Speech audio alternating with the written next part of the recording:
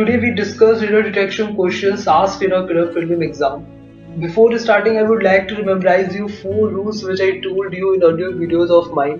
And if you have an exam in next week, it will be really useful for you. Okay, so let's start with the first one. First one is written: the ever increasing worldwide demand since the last decade for telecommunications facilities of all kinds has resulted in dramatic developments. Okay, so first one, what I told you.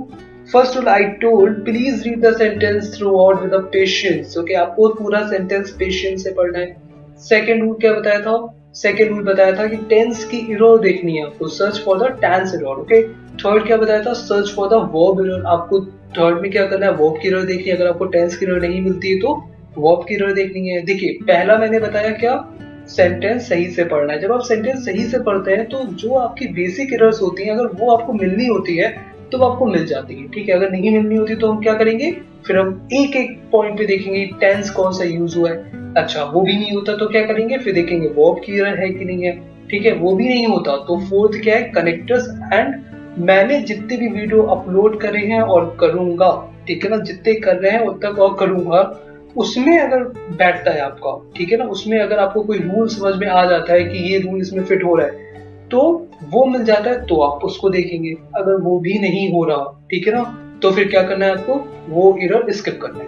ठीक है, क्यों, हमें minus थोड़े ना gain करना है, हमें तो पॉजिटिव में रहना है. ठीक है ना, चलिए ठीक है, देखते हैं, पहला देखते हैं. तो देखिए, हमने पढ़ा the ever increasing world wide demand since. अब देखिए, बचपन से हम पढ़ते आ रहे हैं सिंस ऑफ वर्ड, तो एक बार चेक कर लेते हैं क्या ये सही है कि नहीं. ठीक है, देखिए लिखा था ever increasing world wide demand since the last decade for telecommunications. मुझे एक बात बताओ, सिंस का यूज कहाँ करते हैं? सिंस का यूज जब हम किसी स्पेसिफाइड मंथ को बताते हैं, किसी स्पेसिफाइड ईयर को बताते हैं, किसी स्पेसिफाइड टाइम को बताते हैं, तब हम सिंस ऑफ ऑल का यूज करते हैं ना. पर यहाँ पे लिखा हुआ है सिंस द लास्ट डिकेड. अब वो लास्ट डिकेड हमें तो पता नहीं कौन सी लास्ट डिकेड है, तो यहाँ पे एरर हमें मिल गई. यहाँ पे एरर क्या होगी, ओवर द डिकेड होना चाहिए. यहाँ पे यहाँ क्या होना चाहिए, ओवर द डिकेड. ओके, चलिए सेकंड देखते हैं. Hus comes in the control of new ministry. The center in Thursday formally announced that the work related to management of Hus transferred from ministry. देखिए, ट्रांसफर्ड आया, अब transferred के बाद form ही आएगा, ये आपको पता होना चाहिए. मतलब यहाँ से, मतलब ये जो छोटी छोटी चीजें आपको पढ़ने से समझ में आ जाती है. ठीक है ना, ये सही लिखा हुआ है. तो transfer from ministry of external affairs to minority affairs.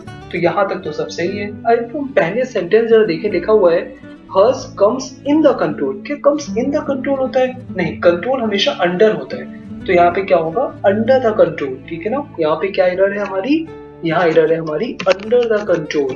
Okay, तो यहाँ पे क्या एरर है, अंडर द कंट्रोल. चलिए नेक्स्ट एरर देखते हैं. देखिए नेक्स्ट एरर क्या है, पढ़िए. The low cost of these clean energy. मुझे आगे जाने की जरूरत ही नहीं पड़ी. क्यों, देखिए, the low cost of these clean energy. These है ना, दीज है ना. अगर यहाँ पे लिखा होता द लो कॉस्ट ऑफ, मान लीजिए यहाँ पे लिखा होता the low cost of this clean energy, तो यहाँ पे कॉस्ट सही था. बट यहाँ पे क्या लिखा हुआ है, यहाँ लिखा हुआ है the low cost of these. तो ये गलत है. क्यों, यहाँ पे होना चाहिए था the low cost of these clean energy. Okay, तो यहाँ पे एस होना चाहिए था. तो यहाँ पे क्या होगा आंसर हमारा, यहाँ पे आंसर क्या होगा, कॉस्ट. ओके, चलिए नेक्स्ट रूल देखते हैं. देखिए, बहुत ही बेसिक एरर्स आएंगे आपके एग्जाम में, तो ये एरर्स आपको एक आइडिया देगी कि टेंस की एरर आ रही है, कैसी एरर आ रही है, देखते चलिए आप. ठीक है, देखिए, my paycheck is 3 smaller times than it used to be. Okay, my paycheck is 3 smaller times. मुझे एक बात बताओ, देखिए, आप बोलते हैं I did this work 4 times. I did this work 4 times, मतलब 4 के बाद टाइम्स आया, लेकिन यहाँ पे क्या लिखा हुआ है, 3 smaller times, है ना. तो यहाँ पे क्या होना चाहिए था, 3 times smaller. Okay, my paycheck is 3 times smaller. ठीक है, तो यहाँ पे ये एरर है. ओके, यहाँ पे क्या होना चाहिए था, 3 times smaller. ओके, चलिए नेक्स्ट एरर देखते हैं. लिखा हुआ है since the duty relates to the provision of accommodation for gypsies resorting of the area, it is relevant to inquire whether the group visits regularly. Okay, फिर से पढ़ते हैं. Since the duty relates to take the provision of accommodation for gypsies resorting of, देखिए, resort to होता है और resorting to होता है, ठीक है, ये हमेशा ध्यान रखिएगा। क्या होता है, रिजॉर्ट टू होता है और रिजॉर्टिंग टू होता है। तो यहाँ पे क्या होना चाहिए था, यहाँ पे होना चाहिए था रिजॉर्ट टू या फिर रिजॉर्टिंग टू। ओके, इसमें भी एक डिफरेंस होता है, रिजॉर्ट और रिजॉर्टिंग कहाँ पे लगते हैं, इसमें भी डिफरेंस होता है। एक्चुअली होता है क्या है कि इसका एक बहुत ही लंबा टॉपिक है, मैं कभी डिस्कस करूंगा। बट रिजॉर्टिंग जो होता है वो वहां पे आता है जहाँ पे नो ऑब्जेक्ट होता है, और उसमें एक और चीज होती है, ठीक है। तो ये रिजॉर्टिंग टू होता है, अभी इतना समझ लीजिए कि रिजॉर्ट टू और रिजॉर्टिंग टू होता है, ठीक है। चलिए नेक्स्ट देखते हैं। लिखा हुआ है it was anticipate that the Rains would slow the military campaign। देखिए, it was anticipate। देखिए, एक कंफ्यूजन आपको हमेशा शायद हो कि was और did के साथ किसके साथ सेकंड फॉर्म आती है। देखिए, हमेशा आज से याद रख लीजिए कि was के साथ आती है सेकंड फॉर्म, ठीक है, was के साथ आती है, did के साथ नहीं आती। तो यहाँ पे क्या होना चाहिए था, it was anticipated, ठीक है। यहाँ पे क्या होना चाहिए था, it was anticipated। तो फर्स्ट में ही रह रहा है, ठीक है, यहाँ पे एंटीसिपेट लिखा है, क्या होना चाहिए था, इट वॉज एंटीसिपेटेड। ओके, चलिए 7 देखते हैं। 7 देखिए, मैंने जो रूल्स बताए थे उसी में से आया। देखिए, मैंने अभी तक मैंने आपको जो 4 रूल्स बताए हैं, टेंस एरर, वर्ब्स एरर, वही सब आपको मिल रहे होंगे, है ना। अब उसके अलावा भी कोई आ जाए तो फिर उसमें आप क्या कर सकते हैं, क्योंकि भाई ये सब जो बेस है तो बचपन से ही बनता है ना। तो इसलिए मैंने कहा था उसको स्किप कर देना, ठीक है। चलिए 7 देखते हैं। Neither of my brothers do anything to make life better for our parents who are both suffering from pain। देखिए, सफर लिखा है तो सफर हमेशा फ्रॉम होता है, ये तो सही है हमारा, मतलब यही कहीं गलती। देखिए, neither of my brothers do anything to make life better। neither of my brothers, देखिए neither है ना, ठीक है ना, neither बोलिए फिर neither बोलिए, ठीक है।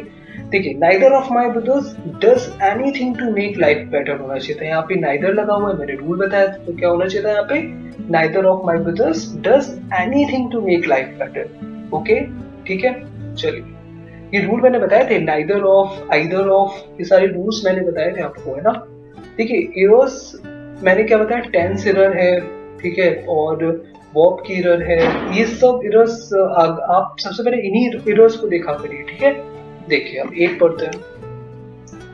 These facts make it very clear that he had a hand in the murder, though he plead innocence।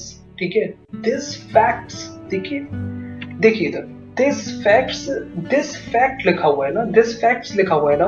आप मुझे बताओगे यहाँ पे लिखा होता this fact, ठीक है, तब तो ये सही होता, लेकिन यहाँ पे लिखा क्या है, this facts, ये गलत है। यहाँ पे क्या होना चाहिए, क्योंकि ये क्या है, प्लूरल फॉर्म है, तो इसको डिनोट कौन करेगा, प्लूरल ही तो करेगा ना। तो क्या होना चाहिए, these facts, ठीक है ना। तो यहाँ पे एरर किस में है, these facts में, ठीक है। तो यहाँ पे क्या लिखा था, this fact लिखा था, एरर कहाँ पे आ गई हमारी, ए में आ गई। ओके, तो यहाँ पे क्या होना चाहिए था, these facts। ओके, चलिए नेक्स्ट देख लेते हैं।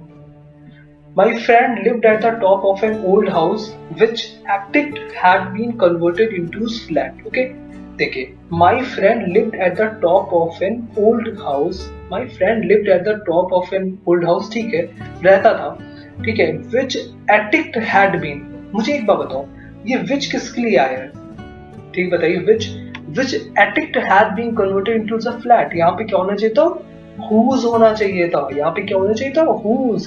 which को रिप्लेस कौन करेगा, whose, ठीक है ना। प्रॉपर्टीज बता रहा है किसकी, ऑफ एन ओल्ड हाउस की प्रॉपर्टी बता रहा है, क्या होना चाहिए था यहाँ पे, whose होना चाहिए था, ठीक है, क्या होना चाहिए था यहाँ पे, whose attic had been converted। देख रहे हैं ना आप कैसी एरर्स आई, बहुत ही बेसिक एरर्स है, तो ये आप ध्यान से करिएगा। देखिए, in present the prices of food grains are high all over the world.